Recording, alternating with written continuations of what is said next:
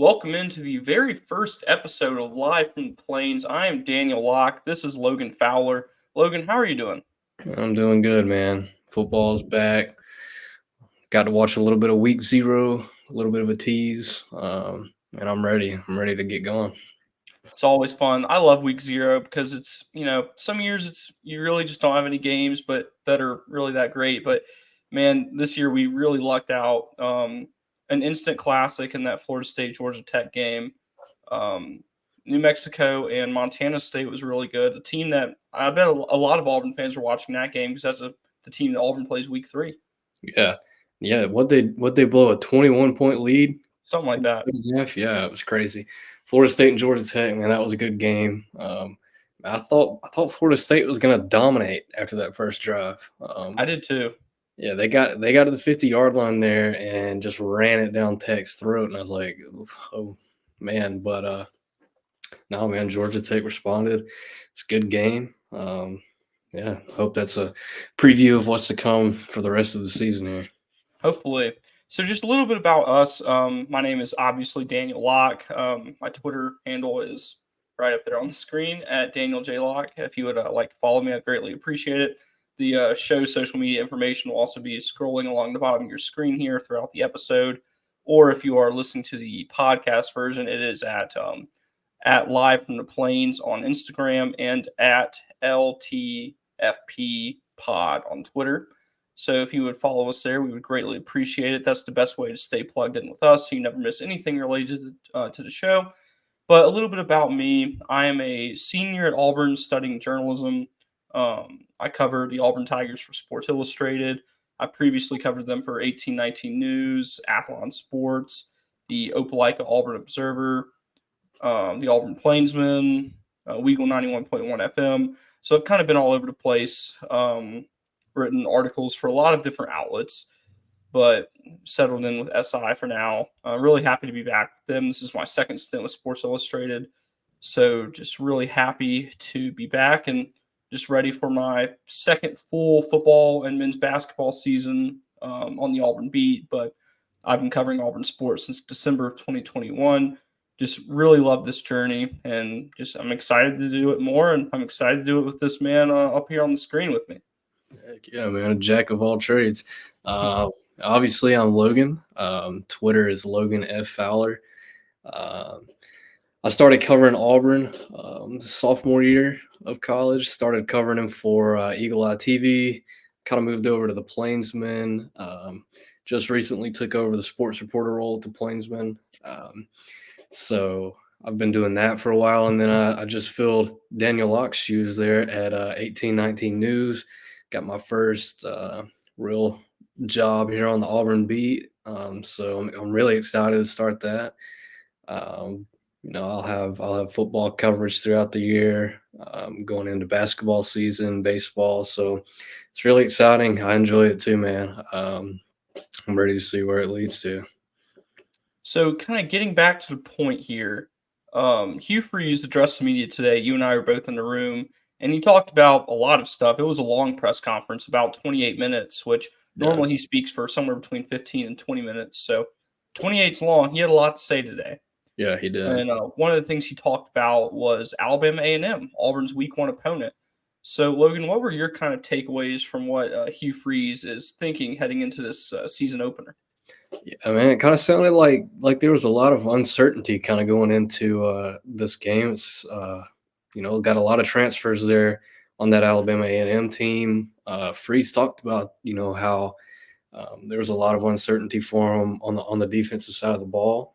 He noted that they got a new defensive coordinator. He's not really familiar with their staff as much, but gave them high praise. He did mention defensive end, last name Ellis.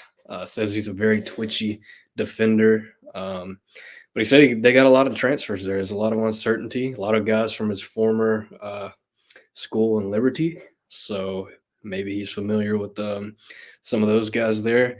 On the offensive side of the ball, he did give very high praise to their running back. Let's see, it was Jamarion a lot of Ellis.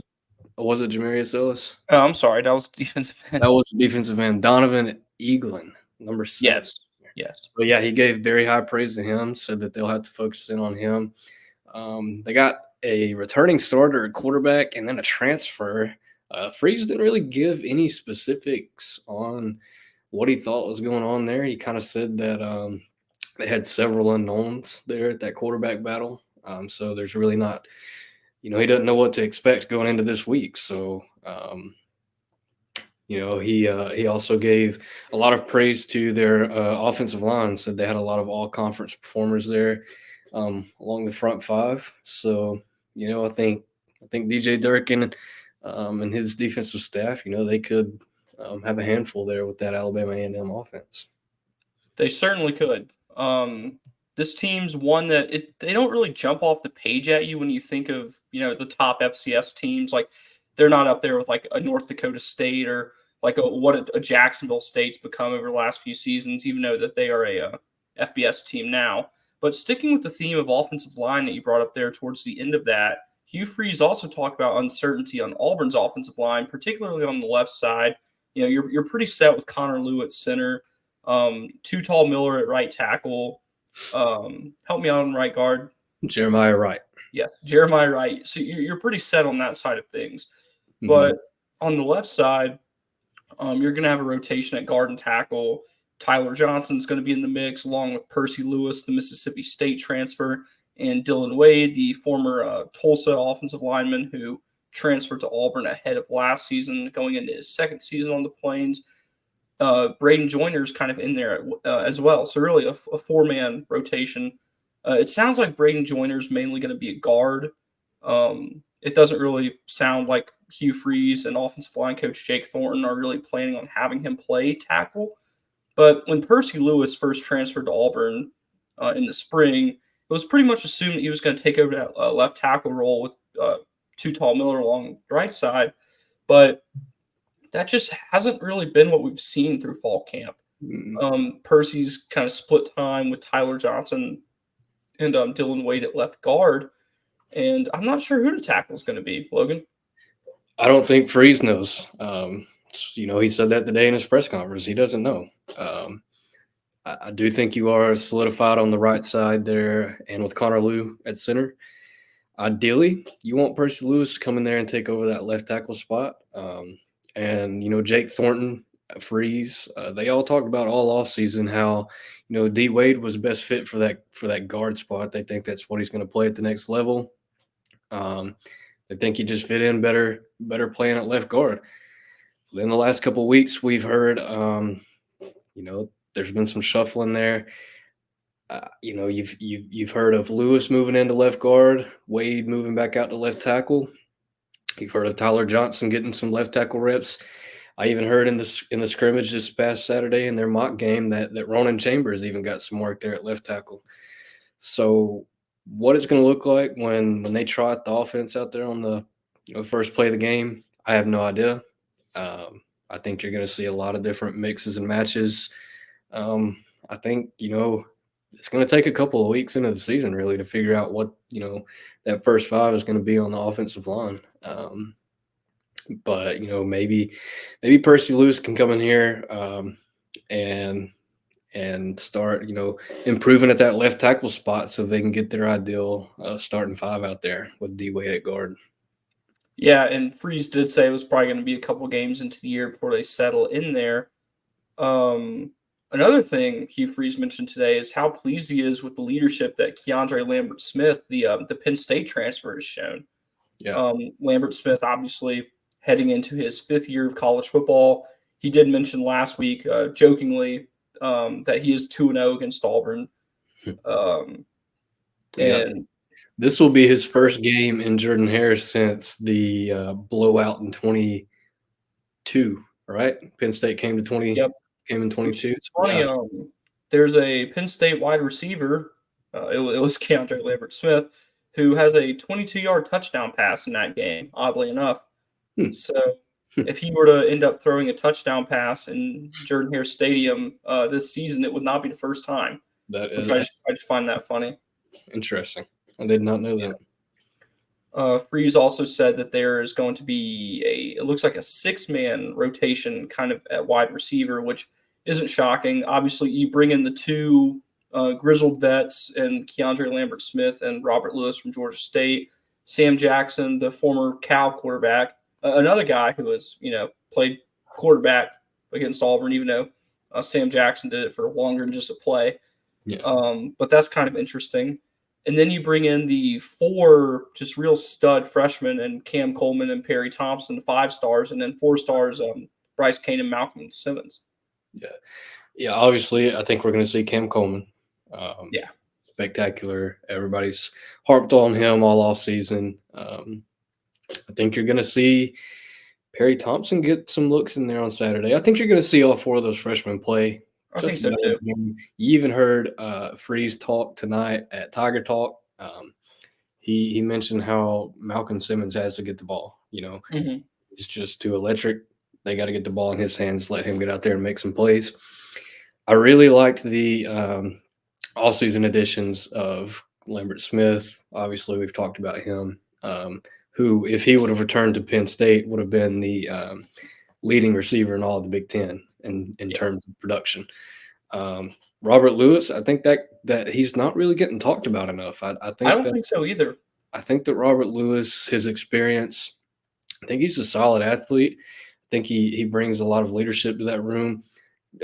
Coach Derek Nix, offense coordinator, talked about him last week with his leadership, his maturity, and how he's brought on those younger guys. And, Sam Jackson, I did not expect him to be when Auburn first brought him in, I was thinking, that's odd. That's kind of weird. Hasn't played wide receiver since high school.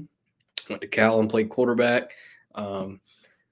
Super athlete though, man. He's quick. And I think that him playing quarterback kind of helps him, has helped him develop into a pretty prolific receiver. Kind of was injured there throughout the spring, comes back in the fall. I think that you can rely on him for a good bit of production this season. I think so too. And another thing about Sam Jackson that I remember being mentioned when he first committed to Auburn through the portal is, do you know who his high school quarterback was, Logan? It was Peyton Thorne. Yep, at Naperville Central High. Yep, they played high school ball together, which is another really cool thing. Freeze mentioned how Peyton Thorne's just been more comfortable this season. He's had a year in this system, even though I'm sure that there were some changes from the Philip Montgomery offense to the Derek Nix offense. But let's be real, this is the Hugh Freeze offense. Yeah. So it doesn't matter too much, in my opinion, who the offensive coordinator is.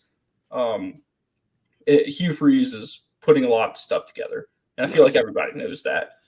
So Thorne's had a year to get more comfortable, and now he's got one of his high school boys with him. Yeah.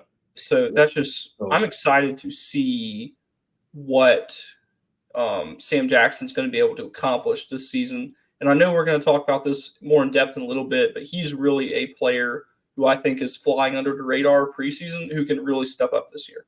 Yeah, I agree. To touch on Thorne being more comfortable, man, that's been the theme of the all season with Freeze and Thorne, Coach Nix, Ken Austin.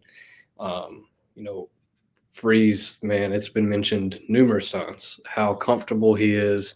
He loves the vibe, within the walls of the facility. Just kind of, it's just been reiterated time and time again, just the unity within the staff. We've heard, he mentioned today how he was ultra confident and Peyton Thorne. So I don't know, man. I think that having an offensive staff together who is just on the same page, all the minds are clicking together. I think you're going to see that pay off for Auburn's offense this year, because Auburn fans haven't had they had the last year with Philip Montgomery and Freeze kind of combining schemes. Obviously, we saw it didn't work out too well. And then just over Gus Malzahn's tenure here at Auburn, I mean, who did you ever really know who was calling plays or what was going on within that offense? Nope. No, nobody did. So I think this is kind of just a nice refresh for Thorne and also for Auburn fans, just to kind of know that everybody's on the same page here offensively at Auburn. Yeah, I agree. just a few more comments that Freeze made that are noteworthy. Austin Keys is expected to play this week, according to the medical staff. Freeze said that he'd see how he handles it the rest of the week, but he's feeling good about Keys being out there. Same thing about Keontae Scott, which is obviously big, not only in the secondary, but in the punt and kick return game as well. Yeah. Yeah. You want Keontae Scott back there. He was Auburn's best returner last season. Right. And then also on that injury front, Alex McPherson, he's been back with the team. They said he's been feeling really good. He's getting back into the groove of things. He's been kicking. Freeze said he's probably not going to be able to kick this week. He still needs a little bit of time to come back in and get acclimated to things. But, you got your walk-on freshman from Auburn High, and Towns McGoo, 8A MVP for special teams, ended that game on like a 58-yarder. Yep. And Auburn's special teams coordinator Tanner Burns mentioned last week how thankful that Auburn was able to land Magoo over Ole Miss. He said that recruiting process really came down to the wire. Lane Kiffin would not let it go, and it's a really good thing because another thing Burns said was that the plan was for him to kind of sit behind McPherson and for this year and maybe next year as well, and then kind of take over after that. But you don't have that luxury. McPherson missed all of spring with a leg injury, and then he caught this illness ahead of summer ball. So McPherson's just been out of it, and it's going to take him a minute to get back into it once he's able to go full speed. So it's just a real good thing for the Tigers that they have another kicker who is ready to go right now. Yeah. I think that Towns McGoo recruiting win over Ole Miss there, that everybody likes to talk about Cam Coleman, Maris Williams. But that Towns McGoo pickup, man, that's looking good now. That could potentially be your biggest pickup of the offseason there. I agree. And I would put it up there with Cam Coleman and Perry Thompson. I would put it up there with those guys. I really would, Logan, because you need them right now. You do. You got to have him. It's a good thing he's there. So, Hank Brown, QB2. What are your kind of thoughts there? And how far behind Hank Brown do you think Holden Garner and even Walker White would be? I think Hank Brown is a little bit ahead of Holden Garner, obviously, and Walker White. Freeze talked today about how he needs to still get a better grasp on the offense. Still struggling kind of up front with recognizing what protection to be in, kind of just little things like that. But Freeze said he's an accurate ball thrower. He throws a good ball. I think it's just going to come with a little bit of time and a little bit of experience for Hank. I think he's got all the tools.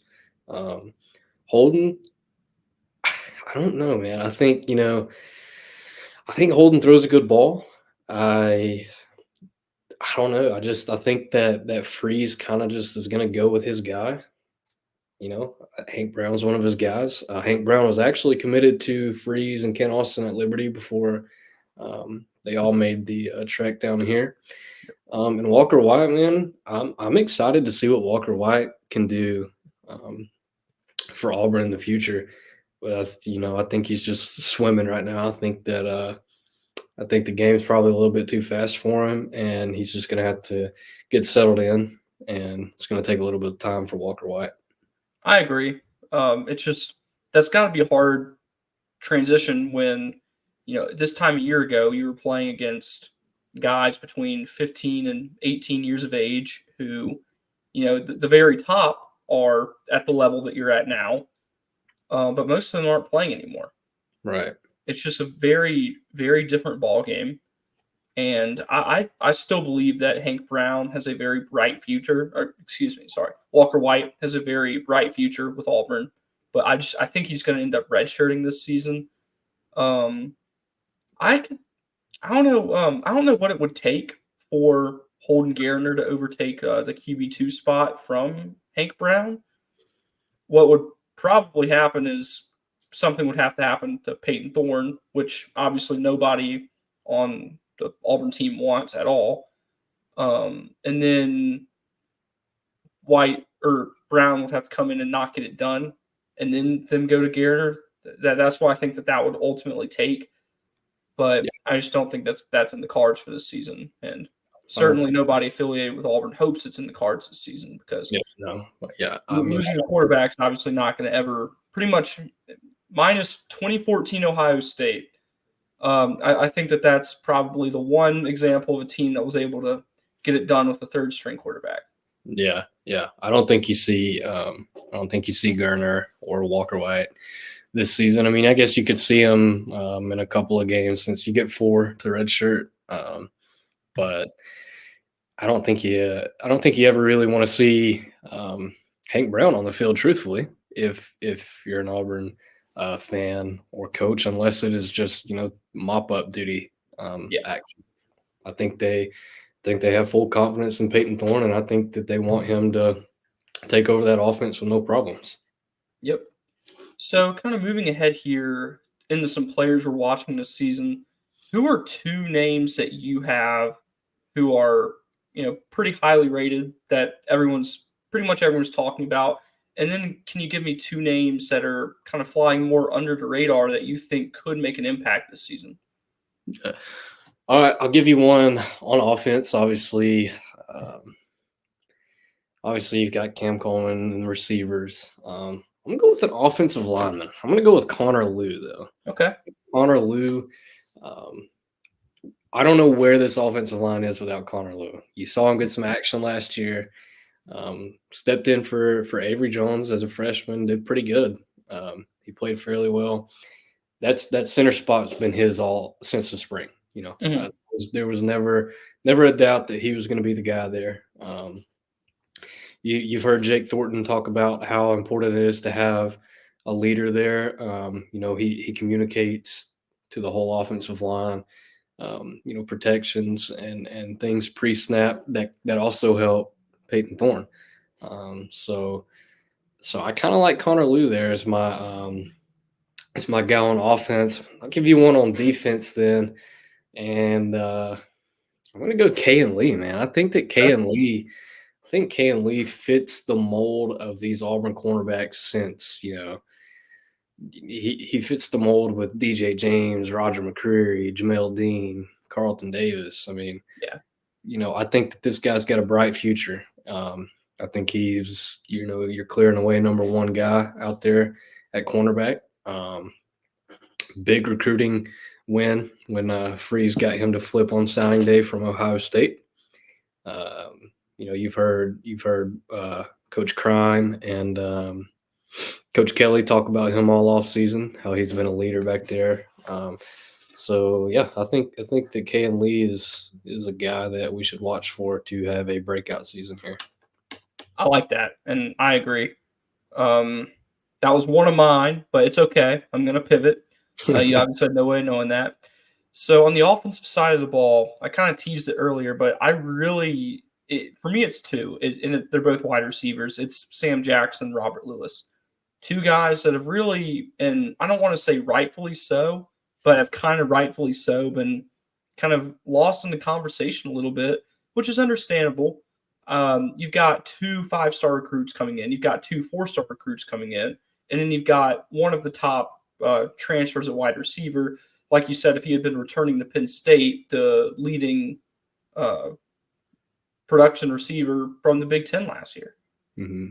So that's just a lot to compete with. But Sam Jackson, like I said earlier, a guy who has wide receiver experience and a guy who has caught passes from Peyton Thorne.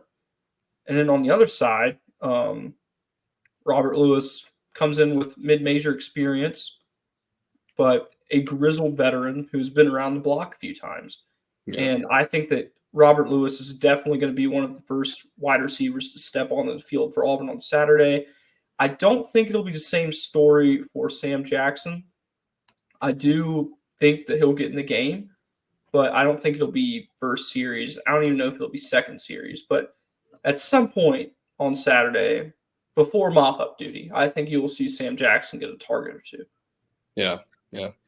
Um, no, I totally agree. I really wanted to say Keandre Lambert Smith there. We kind of harped on him there at the beginning. I don't know, man. That wide receiver room. Um, Obviously, we've all talked about it all off season.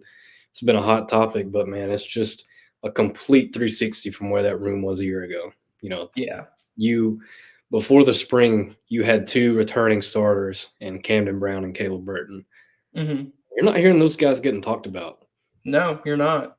No, you're hearing all about these newcomers, and it's exciting for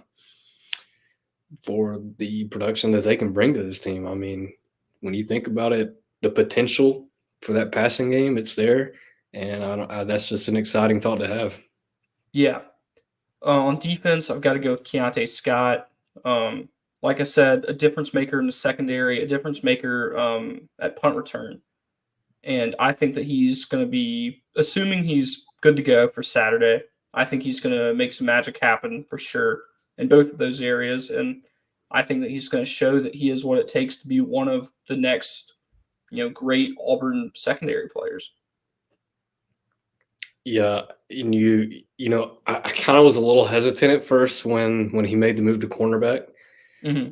Um, I think that I don't know he was really electric in that nickel position, um, but that move is kind of looking good now. Yeah. If you don't have Keontae Scott in that cornerback room, you're looking at Kay and Lee paired with J.C. Hart, who's been Freeze has said, he's the number three guy. He's been the most consistent guy in that defensive back room all season, but he's a newcomer, hasn't played much. Kay and Lee's just a sophomore, Yeah. so you're looking if you don't have Keontae Scott in that cornerback room, you're looking at Kayan Lee, Antonio Kite, J.C. Hart, and potentially Jay Crawford as your four guys there in that room. So, yeah, I think that's a good pick. He brings a lot of experience, maturity. I think that the defense definitely wouldn't be the same without Keontae Scott for sure. Yeah. So, kind of moving on from that, let's head over to the recruiting trail. Obviously, week one going to be a big recruiting weekend. Who do you think commits to Auburn next? Man, I mean, it's a tough one. You get gosh, what's the Michigan flip? Nate. Nate. Yeah. Dang, this isn't a good look. No, it's okay. Nate. Anywho, you just Yeah, getting this guy I'll look, from Michigan to flip here. Let's look up his name real quick. I Dude. got it. I'm working on it. Yeah, that's definitely a good player to have coming this weekend. Nate Marshall. Nate Marshall, Nathaniel Marshall. Yes. All right. So obviously you get Nate Marshall coming out of left field here. No, I say out of left field. I mean he was high on the Tigers there for a little bit there in the summer. Kind of cooled off a little bit with him, and then unexpectedly he commits to Auburn last weekend. So who could commit next? That's a tough one. I think that all signs are pointing to Deuce Knight, the Notre Yeah, Dame commit. I mean, that's what everybody's talking about right now. Visiting campus this weekend, and I would my guess is I would be shocked if he doesn't leave here committed to Auburn. I don't think that this staff wants him to leave campus without a commitment. Um, I think he could be the next guy. I think obviously everybody's talking about the five-star offensive tackle out of Kansas and Andrew Babalola. It's kind of been quiet recruitment. He's been wanting to make a decision, for a while. Still hadn't done it. Um, it was a Michigan and Stanford battle. Everybody kind of thought it's been, there wasn't a whole lot of confidence that Auburn was in it, but now that it kind of seems that Auburn's back in it. It kind of seems like a Michigan and Auburn battle. I don't know who I would give the edge to. Potentially a guy like Deuce Knight flipping from Notre Dame and committing to Auburn could help with a guy like Babalola. So we'll see what happens there. Then you get your guys like I could totally botch this up, but Usman Chroma, I believe is how you say his name. Uh, Mhm. Obviously, Auburn has missed out on a couple of running backs. Got the flip there from Alvin Henderson, so they've got a guy.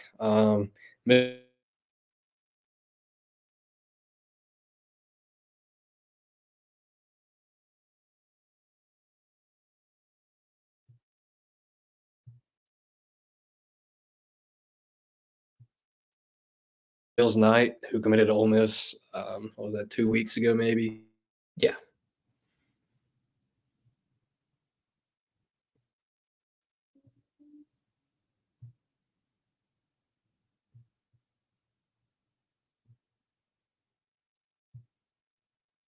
Tyler Lockhart, who was previously committed to this Auburn staff, decommitted.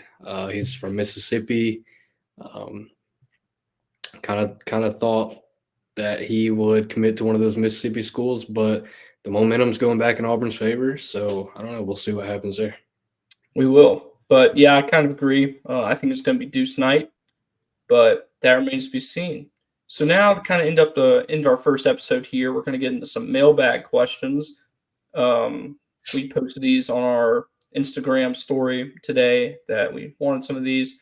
So some of these are about Auburn football, just Auburn in general, town, um, about the two of us, and then about just other Auburn related things. So I'm just going to go in the order that we got them, and we'll answer these questions. So All starting right. off football related, I think we both kind of know what we're going to say here. Does Hank Brown overtake Peyton Thorne at any point this season? I say no. No, no. It's kind of what we talked about earlier. As long as Thorne's healthy and playing well, I just don't see that happening. Is it true that Daniel doesn't use condiments on food? Yeah, that's true. I'm not a condiment guy. Really, the only condiments I'll ever use are barbecue sauce and buffalo sauce with wings and a few other things. I hate ketchup. I hate mayonnaise. I hate mustard the most. Like I can't sit next to somebody who's using mustard on anything because the smell I just can't do it. Dude, Um, I'm just gonna get a fat hot dog with ketchup and mustard right I'm, in the I'm box and sit right beside you where you can't go anywhere. you wouldn't be the first person to do exactly that. That's funny. I'm not gonna reveal that who that was, but yeah, no, I'm not a condiment guy at all. And as my good friend Noah Phillips once said, "Good food does not need help." So yeah, but no, just not a condiment guy. I'm sorry, I'm just not. So when did you guys realize that you wanted to do this as a career? So I'll go first, give you some time to think about it, because obviously I've seen these questions, so I've had some time to think it over. But the first um, Auburn basketball game I covered, it was the Yale game in 2021. It was the Jabari Smith and Walker Kessler year. There was a poster Jabari Smith dunk, and it happened, you know, on the side of the arena that the media seating was in Neville Arena at that point. So that was just a really cool moment, and it was like, yeah, like this is for me because I didn't start out as a journalism major. I just kind of did this for fun. But I was like, yeah, like I don't want to do anything else. Like this is what I want to do. Yeah, man, sweet. I also didn't start off as a journalism major. I came here as a business major. That was not what I wanted to do. It just kind of felt like I had to. But that obviously was not the right choice for me. I don't know, man. This kind of just fell into my lap. I've always loved sports. I did not know that I liked writing. I didn't even know I was good at it. Um, I just got an email one day about student media with Yeah. Eagle Eye TV, and it just kind of went from there. I started covering a couple of basketball games. Started covering football last year. Um, so Yeah, I mean, just really student media here at Auburn's kind of what got me going down this path, and yeah, Yeah. I'm glad I found it for sure. Student media is great. If you are an Auburn student listening to this and you want to get into any kind of media at all, particularly anything related to sports, the Plainsman, Eagle Eye, Weagle, I could not recommend it enough. Um, For sure. yeah. What should fans be looking for in the first game against an FCS opponent? I hope that, or fans will hope that things obviously go well, and if things go according to plan, that means you've seen a lot of players play. Mm, Um, the team doesn't look like they're struggling. yeah, yeah. It's I kind of mean, yeah, it's hard to say because we can go back to the Brian Harsin years when he first got here and he was blowing out Akron, 63 to whatever it was. So, yep, I mean, you can't take away a whole lot from it, but you also can't overlook it. We saw what happened last year with a team like New Mexico State coming in here to hmm Jordan Hare Stadium and beating Auburn. So I think what you want to see this weekend though is I think you want to see Auburn's guys stay healthy. I think you want to see a glimpse of that passing game. Um, I think you want to see, like we've talked about, production from the offensive line. And then obviously you got to be looking at this new look defense with DJ Durkin and what it brings. But ultimately, I think you just want to see you guys stay healthy, see a little bit of offensive production, and see what the defense is going to bring. So, what do you consider a successful season for Auburn this year? 8-4 is kind of the benchmark for that. If you go 7-5, like that's going to be eyebrow raising. I really think that you need to hit that 8-win threshold. Um, if you can go 9-3 or somehow 10-2, I think you've really done something. If you're Auburn in year two, and you're just sending more of a message to the rest of the college football world that like you are getting to that point of being back up. Right. Yeah. I mean, I think 8-4 is a good prediction. I could see 7-5, depending on how you lose those 5 games and who you lose them to. You know, your road games this season are not very easy. I mean, No. your easiest game on the road comes in Lexington, Kentucky. Yep. Uh, that's not an easy game. You got to go on the road to Missouri. You got to go to Athens. You got to go to Tuscaloosa. Um, so I don't know, man. It just depends on what games you're losing and how you look in those. But I could totally see Auburn going, 9-3, um, 8-4. I don't know if I'm going to go 10-2 yet. I don't know. I'm not very comfortable with thinking that they're only going to lose 2 football games, but I don't know. We'll see. I think 9-3, 8-4 is good record, good prediction. Yeah. So we're not going to spend too much time on this one because it's not really related to this. And the person who asked this, I really hope you're watching and you're seeing my facial expressions. But thoughts about Austin Dillon? Is he the goat? If you're not a NASCAR fan, Austin Dillon is a NASCAR driver who is not very good, and he wrecked Joey Logano, who's my favorite driver, out of a win like 2 weeks ago. So no, he's not the goat. He's one of the worst drivers to ever win the Daytona 500. Logan, if you have any thoughts on that, feel free to share. If not, we can go ahead and move on. No, don't know a thing about NASCAR, so I'll leave the NASCAR talk up to you. So, if Auburn struggles this year outside of quarterback play, what will be the number one reason why? I don't think you have to look too far from the quarterback. I think that it'll be that the offensive line cannot provide any protection for Peyton Thorne or Hank Brown or Holden Garner or whoever steps in there. Yeah, I mean, I think you're right. Offensive line's got to get better. Um, you know, they've been pretty decent in the run game the past couple of years. I think Auburn finished third in the SEC, fourth maybe. I think it's third in the SEC in rushing last year. But you've got to see improvement in pass pro from that offensive line, and yeah, I think that's the question mark. I think that the defensive line needs to have a guy step up in the middle I think you've got Jalen McLeod on the end. The addition of Keaton Crawford was big. I've heard, great things about him.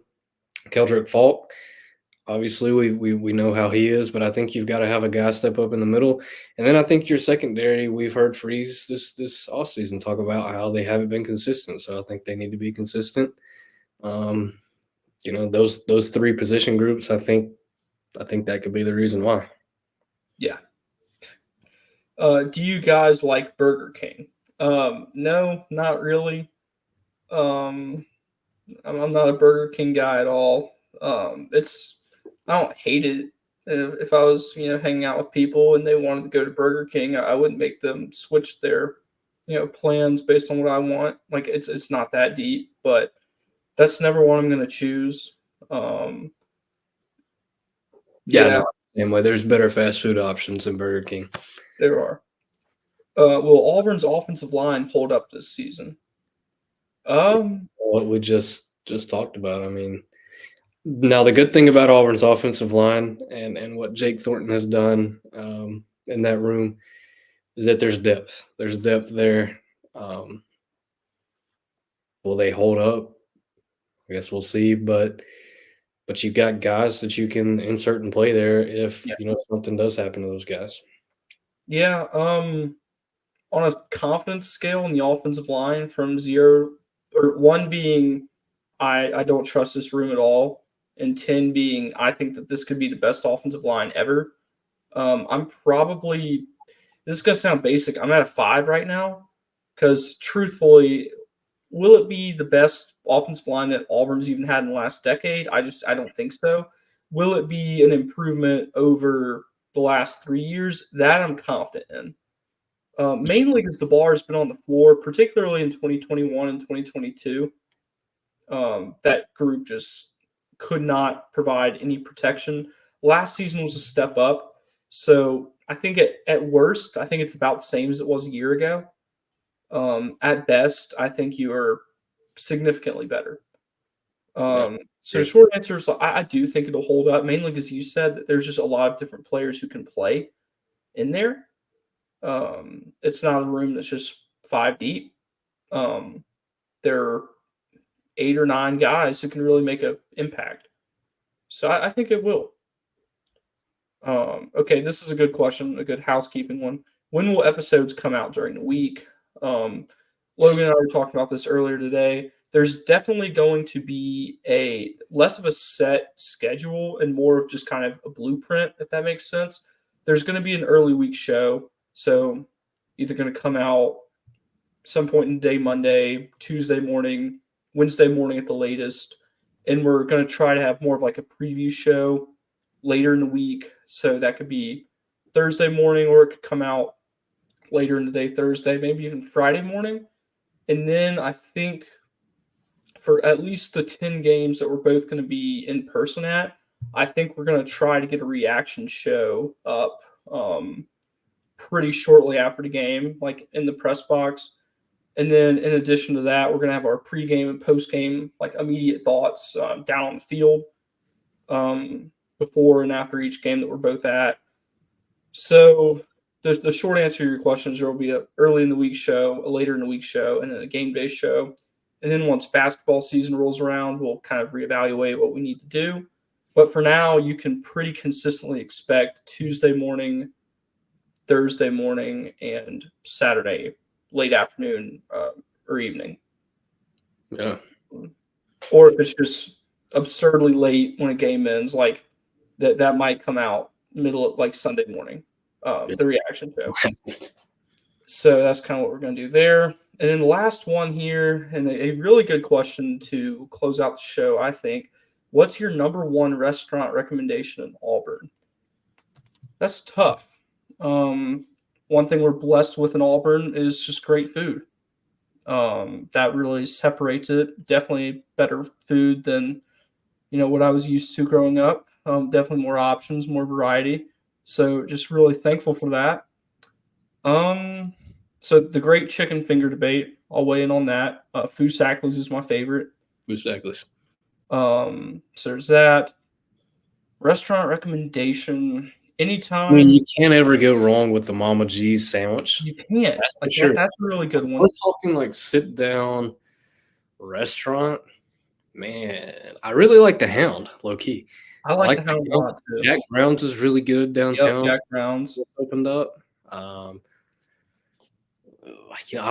don't know. I haven't had a lot of the I've heard the Depot's really good. The Hamilton, Depot's I like phenomenal. Yeah. Hamilton. So, um, Vendatories is one of my favorites. yeah, I don't know. There's Some a lot of Italian food. good. Um, one restaurant that I think's pretty overrated is Hamilton's. I'm not a big Hamilton's guy. Yeah, I don't know. I'll eat anything. I love every place. I So, won't eat anything. I love most places, some places. I'm definitely kind of a picky eater, I would say. Probably definitely more so than you. yeah, I'm not, man. I'll eat anything that's in front of me, pretty much.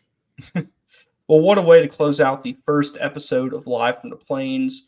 You can follow me on Twitter at Daniel J. Locke. Follow me on Instagram at the Daniel Locke if you want to see what I'm up to day to day. You can follow the show on Instagram at Live from the Plains. You can follow the show on Twitter at this is so hard to remember off the top of your head, at capital L, capital T, capital F, capital P, lowercase pod. Um, and then you can find my written work for Auburn Tigers on sportsillustrated.com. Logan, why don't you tell everyone where they can find you and support what you're doing? With my written work now at 1819 News, and still got a little bit of stuff coming out for the Plainsman here. So, yeah. Good. Good stuff there. Well, thank you. Everyone who listens to this show is a day one listener. So we really appreciate that. It means a lot. We're going to try to grow this thing. We were talking earlier today about our long term goals for this project. So hopefully those come to fruition here and this ends up being a pretty good thing. And Yeah, I really enjoyed it. So thank you all for listening, and we'll see you next time. peace out.